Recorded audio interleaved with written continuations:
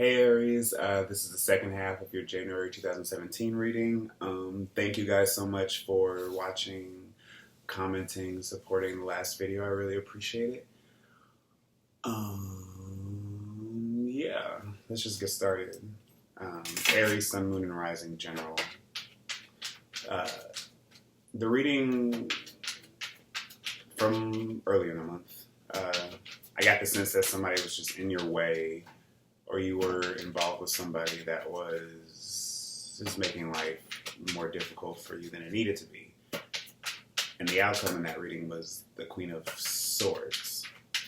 So I'm getting the sense that a lot of you probably, or there was a situation that had to come to a point to where you could just make a clear, decisive decision about how to make this relationship either move forward or how to fix it or how to end it. I just got the sense that there's a lot of distractions, that you're trying to make something work that it's not impossible for it to work, but it's just draining. And I also got that sense when I was shuffling that it probably involves a home, could involve a marriage, somebody you've been with for a long time. That's just, the ship is sinking, and it's like, you can either help me out or you can just get lost. I feel like some of you are just in that position right now.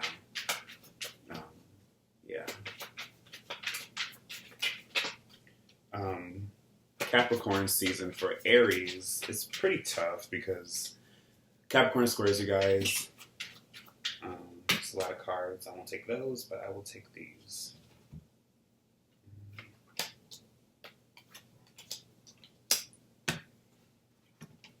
So you guys are forced to slow down. You're forced to think about everything. You're forced to be boring. But that's only because with Capricorn, there's something bigger at hand. Capricorn people, very ambitious, very farsighted. So again, it's just all about restructuring, rebuilding. And since that affects your 10th house, your career, but also how people see you in the public, you might feel like it's, again, stressful. You have a lot to deal with, more than what you actually care for. More than what you care to. I don't know what I'm trying to say. You just don't need this, I guess. So yeah, again, if you weren't that Queen of Wands, you met somebody that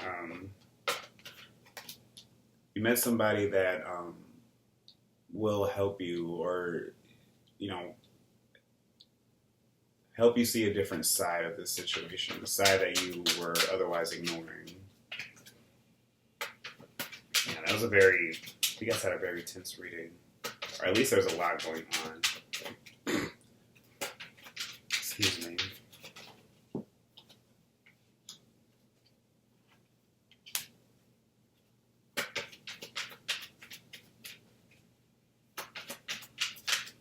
You guys also have Jupiter in your opposite sign. Yeah, you guys are, astrologically, you guys are kind of affected right now with Uranus being in your sign. Jupiter being opposite of you,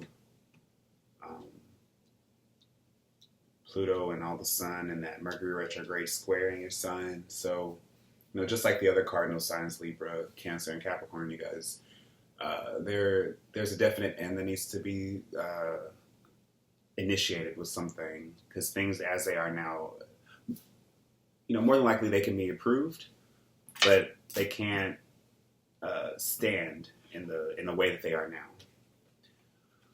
So the overall theme of this reading, we have the world reversed. I'll just go through all the cards. Desired outcome, overall influence, the Two of Wands. Thoughts and other things that are affecting how you think about this situation, how you're approaching this situation. We have the Six of Pentacles, and the Six of Swords reversed. You at the center of this reading, we have the Star. And immediate influences, we have the Lovers reversed and the Ten of Cups reversed. How you're going through this instinctually, your natural patterns, and how you're dealing with this situation. We have the Eight of Cups reversed and the Six of Wands reversed. And at the root of this, we have the Devil reversed. All right, so I'm just getting immediately off the bat that you guys have a desire for freedom, a desire to shed this dead weight, to get rid of this that isn't serving you anymore. Because you get the inherent sense that your life has essentially, any forward momentum you've had in your life so far has stopped. With regards to a love situation, with regards, I'm mainly seeing love and I'm mainly seeing a family. Or again, it could be work. I'm seeing work as well. But either way, you know that things cannot go the way they are going currently because they're just not working in any sort of sense, in a functional way, in a functional way, in a way that is even loving, that you feel fulfilled in some capacity. You have all these cards in reverse, but the cards that are upright, they're great cards. You know, the Star right here in the center speaks about healing. And it speaks about distance, I've learned. Time away. So maybe you guys, you're probably on a break from somebody that you're involved with. You're on break from a business partner, somebody that you're married to. Or you guys are in a place right now where you're not talking to each other, only because you know that it's best right now if you guys just have your space. And whatever the tension was that was in that last reading, which was very frenetic, I feel like this is the after effect. And it's like you are recalibrating, you're reanalyzing, you're trying to figure out where to go from here forward, which is what I see with this Six of Swords reversed.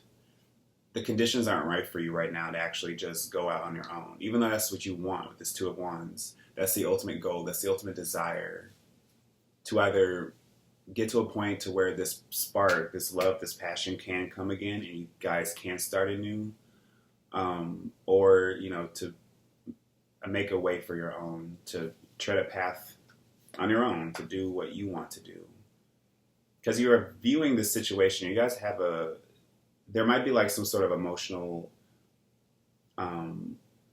there's a lot of emotional things to tie up, because I do see a family or a long-term relationship that is not, I mean, I don't want to say it's on its way out. There are a lot of unresolved emotional issues. There's a lot of power issues, like power dynamics here that are, that need to be addressed. Where, you know, if you're too controlling or the person you're with is too controlling. With the Devil here at the root of the reading, I'm really getting the sense that you guys know that what you are involved in is toxic. The Devil, that immediately to me I see toxic, but this Lovers here, I'm getting that as probably just a very sexual, you guys at one point were really emotionally involved with each other, that you felt like you could build a life with this person, or that you did build a life with this person. But I'm also getting the sense in that process you lost a huge sense of who you were. So with this Devil reverse, I'm getting the sense that, and with the Star upright, you're trying to get back into, or this is what the universe, Spirit is asking you, is to get back in touch with that, with the center, with your true, naked, purest, just desire within you. Things that are untainted by all of this chaos around you. And that's going to take a lot of work. I see the Star as a very karmic card, as well as the World, as well as the Devil, as well as the Lovers. Ten of Cups reverse. So there's a lot of karma here. There's a lot of history with whoever you are with regards to the situation. Like if it's a work situation, like you and a business partner, you somebody that you worked very closely with, there's a falling out because somebody is unable to manage the finances. You two aren't able to come together in a way that's beneficial for the success of the business. Excuse me. You guys are really having trouble trying to figure out who does what, trying to make that balance. The two of you have entirely different directions with where to go from this. And I also see that with a relationship. You want to move forward and move upward and onward. That's going to take a lot of introspection, a lot of hard truth to face, a lot of realities, a lot of things that have to be tied up, especially with this Eight of Cups reversed. I'm seeing this as just like not allowing yourself to start over cleanly, start a new emotional slate cleanly. The Eight of Cups upright is us taking the initiative to heal ourselves in order to just let all of the painful emotional baggage go, because we're tired of crying about it and we know we deserve better. And so we go on to look for better. But, when it's reversed, we're still in that process of trying to, analyze the emotion. Well, not even analyze it because it's a water card. We're just mired in it. It's hard for us to see it objectively. And I'm also getting the sense that there was ego or pride attached to this, or with this person who you probably felt like you were serving this person, that they had this control over you, or that you weren't being valued as equally in this relationship. And it's just led to this sort of just general unhappiness, this general unease. And again, you're not able to easily or quickly just leave this situation. There's a lot that you have to go back and figure out. For those of you that, don't want this relationship to end, I'm not saying that this relationship will end, but there's a lot here that needs to be really just put on the table in a way that is fair and balanced. And that's what you guys want. I'm getting the sense that you really want that. You want to have it in a way to where it's like, okay, this is what, this is how you make me feel. This is how I make you feel. I don't like it when you do this. Just really putting everything out there, seeing if anything can be reconciled.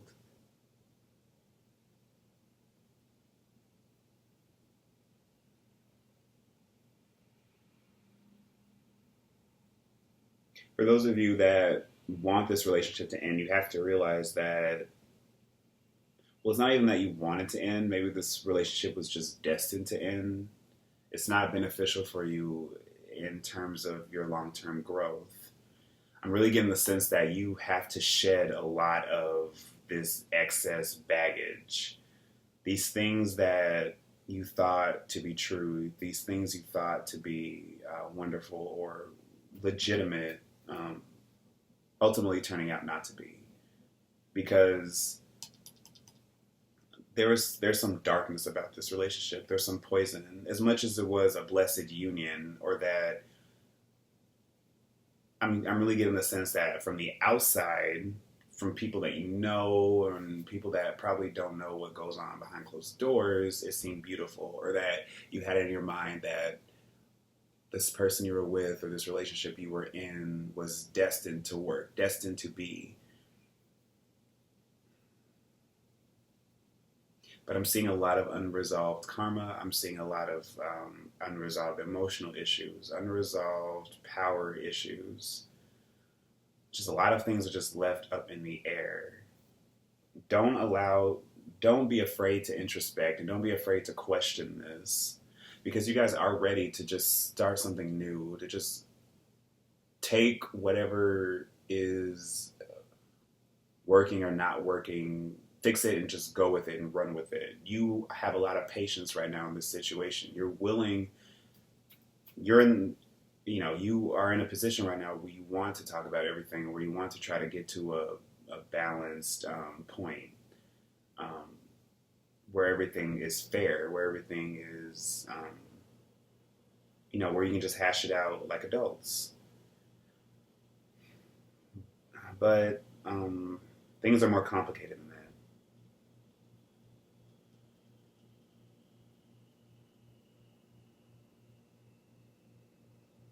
Things are a lot more complicated than that. It's not like this relationship, again, can't be healed or can't be fixed, but it's really going to take a lot of work from both of you, not just one of you. Because again, what I'm seeing here is that one of you is mainly doing most of the work. You are probably feeling most of the hurt, or you are being put under their control, or you're being told what to do, or you're giving more than what the other person is. Don't get it in your head that this is your destiny. I'm also getting the sense that some of you are just like, well, that's the way things are. Why change? You deserve a lot better than that. You don't need to totally ignore your needs, ignore your personal growth, your personal satisfaction just to suit another person's. That doesn't make sense. This is a very tense situation, and it's requiring you to just sift through a lot of leftover karmic emotional baggage from both of your ends, from you, from your childhood, from your past relationships, them as well, in order to get to a point to where things aren't going to be the same. They're not.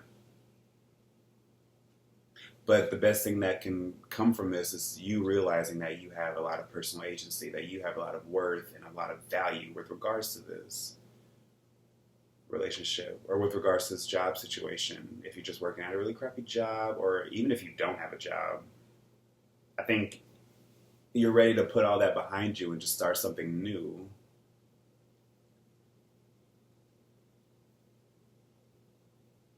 So I'm really hoping that for those of you that know you're in a bad situation, know that things can get better, excuse me, that you truly bring that out within yourself, because we bring in, and we bring in the energy that we put out. We if if we're the type of people to where we let our guard down for people that can just use us in any sort of way or treat us any kind of way, that's what we're going to continue to attract. But we also have the power to attract light, to attract actual love into our lives. Love that we deserve, love that's owed to us. We have the ability to change our circumstance. Regardless, we have to get out of this sense of feeling that we don't deserve, that we deserve what we get. I mean, it's true, but we also deserve better than what we get. We shouldn't just be content to just deal with people or deal with circumstances or situations that are just draining us on a spiritual level. We have the power, we have the right to grow from that and to become better than that. I'm going to pull one more card.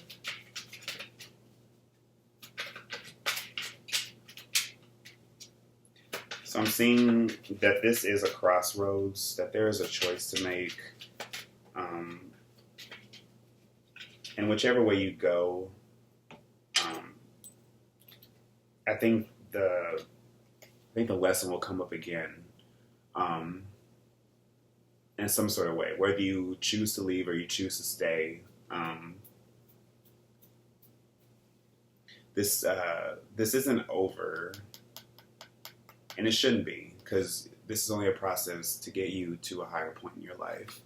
The card that I pulled was the Queen of Wands reversed. So I'm getting that this is you being a fire sign, or another significant fire sign in your life, Leo, Aries, Sagittarius.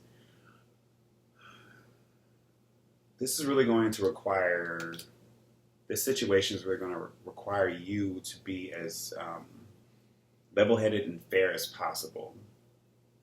Don't be resentful in your aims to, try to force something to work that isn't going to work. You really are going to have to be not impartial, but like, I want to say objective, but it's really hard to be objective with ourselves.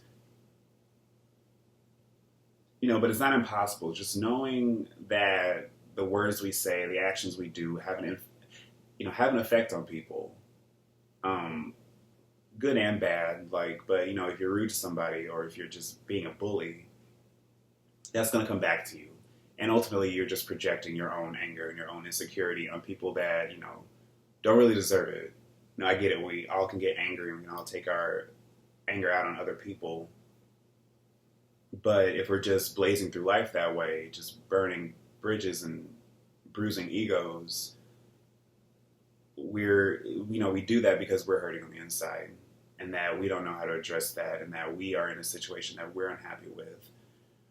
So it's critical for us to be able to get to a point to where we can just stop and say, you know what? I'm not satisfied with what's going on. I'm hurting. I shouldn't have to feel this way. Why am I feeling this way? And I think that's crucial and critical. So, reach out to people. I also see that with the Six of Pentacles. Reach out to people that, could probably ground your thoughts or, probably get you to feel, that are able to understand where you're coming from and able to actually give you honest feedback. Keep a journal.